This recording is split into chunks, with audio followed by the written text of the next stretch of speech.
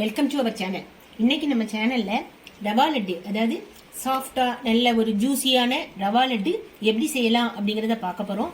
இது வந்து பாத்தீங்கன்னா ரொம்ப சாஃப்டா வந்து பாத்தீங்கன்னா நல்ல ஜூசியா இருக்கும். இதை நீங்க செஞ்சு பாருங்க. இதை எப்படி செய்யலாம் அப்படிங்கறத இப்ப நம்ம பார்க்கலாம். அதாவது இந்த சாஃப்ட் நல்ல ஜூசியான ரவா லட்டு செய்யறதுக்கு நம்ம எந்த மெஷர்மெண்ட்ல இன்கிரீடியன்ஸ் எடுக்கலாம் அப்படிங்கிறத பார்ப்போம். நான் வந்து பார்த்தீங்கன்னா இந்த கப்பில் ஒரு கப்பு பாம்பே ரவா எடுத்து நல்ல ஒரு லைட்டாக ஒரு ரோஸ்ட் பண்ணிட்டு மிக்சியில் பார்த்தீங்கன்னா இந்த மாவு பதத்துக்கு பொடிச்சு எடுத்து வச்சிருக்கேன். இதே அளவில் வந்து பார்த்தீங்கன்னா அரை கப்புக்கு கொஞ்சம் ஒரு டேபிள் ஸ்பூன் சுகர் கூட எடுத்து வச்சிருக்கிறேன். அதே மாதிரி வந்து பார்த்தீங்கன்னா 3/4 கப்பு பால் எடுத்திருக்கிறேன். முந்திரி பருப்பு, பாதாம், அப்புறம் ஒரு 3 டேபிள் ஸ்பூன் நெய். இதுதான் இதுக்கு தேவையான பொருட்கள். இது இப்போ எப்படி செய்யலாம் அப்படிங்கிறத பார்ப்போம். இந்த ரவா லட்டு செய்ய ஆரம்பிக்கிறதுக்கு இந்த பார்த்தீங்கன்னா முதல்ல இந்த பொடிச்ச ரவையை பவுலில் சேர்த்துக்கிறேன்.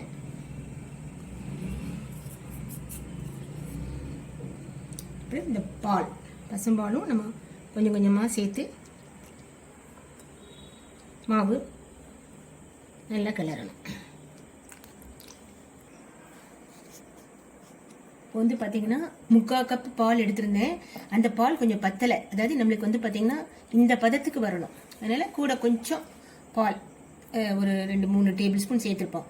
அந்த அளவுக்கு பால் எடுத்து நான் வந்து இதை நல்லா பசைஞ்சு இப்போ என்ன செய்யணும், இதை வந்து ஒரு 20 நிமிஷத்துக்கு நம்ம ஊற வச்சிடலாம். 20 நிமிஷத்துக்கு மூடி வச்சிருவோம். 20 நிமிஷம் கழிச்சு நம்ம பார்க்கலாம். 20 நிமிஷம் ஆயிடுச்சு. இப்போ வந்து பார்த்தீங்கன்னா இந்த பதத்தில் இருக்கு.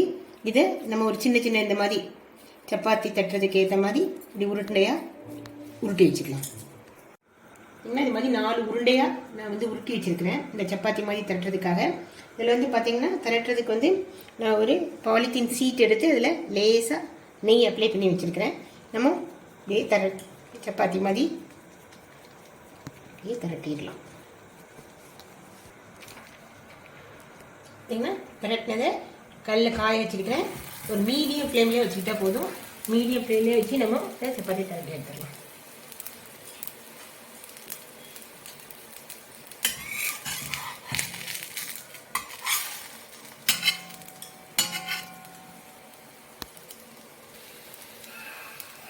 பார்த்தீங்கன்னா ஒரு 2 செகண்ட்லேயே நம்ம வந்து முதல்ல திருப்பி போட்டுருவோம்.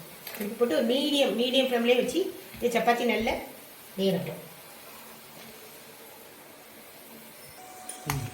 பார்த்தீங்கன்னா இந்த சப்பாத்தி ரவா சப்பாத்தி நல்லா வெந்துச்சு. இதே மாதிரி மீதி இருக்க எல்லா சப்பாத்தியுமே நம்ம வந்து போட்டு எடுத்துக்கலாம்.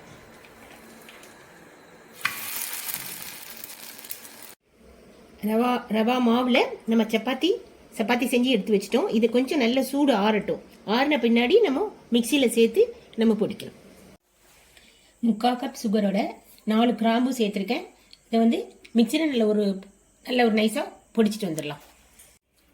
இப்போ தான் சப்பாத்தி வந்து பார்த்தீங்கன்னா நல்லா ஆறிடுச்சு. இதை வந்து இதே மாதிரி சின்ன பீஸாக நம்ம பிச்சு போட்டுடலாம்.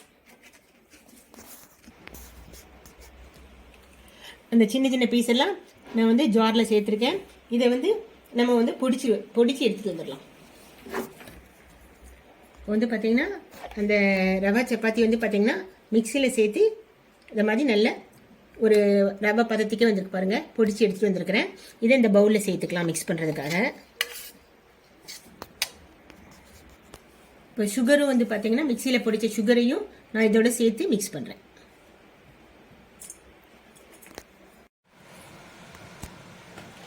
சுகரும் அந்த ரவா சப்பாத்தியும் நல்லா மிக்ஸ் பண்ணி வச்சிருக்கிறேன். இப்போ வந்து பார்த்தீங்கன்னா அடுப்பில் வந்து பார்த்தீங்கன்னா இந்த இதை ஆன் பண்ணி வச்சு கரெக்டாக 2 டேபிள் ஸ்பூன் நெய் தான் விடுறேன்.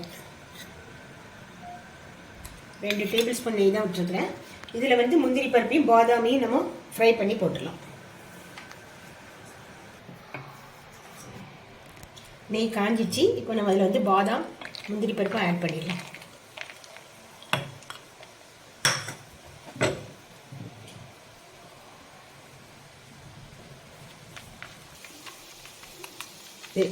பாதாமும் முந்திரியும் நம்ம நல்லா வறுத்துட்டோம். இதை வந்து நம்ம இதோட சேர்த்துடலாம். சேர்த்துட்டு தேவைன்னா எக்ஸ்ட்ரா நெய் நம்ம ஆட் பண்ணலாம். இல்லைன்னா இந்த நெய்யே நமக்கு போதும்.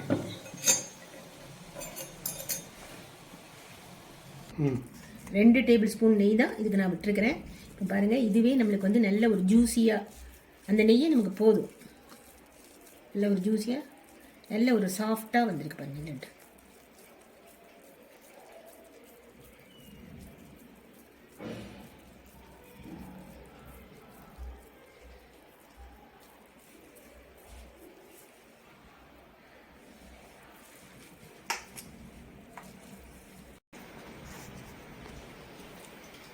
சாஃப்டான நல்ல ஜூஸியான ரவா லட்டு நமக்கு ரெடி ஆயிடுச்சு.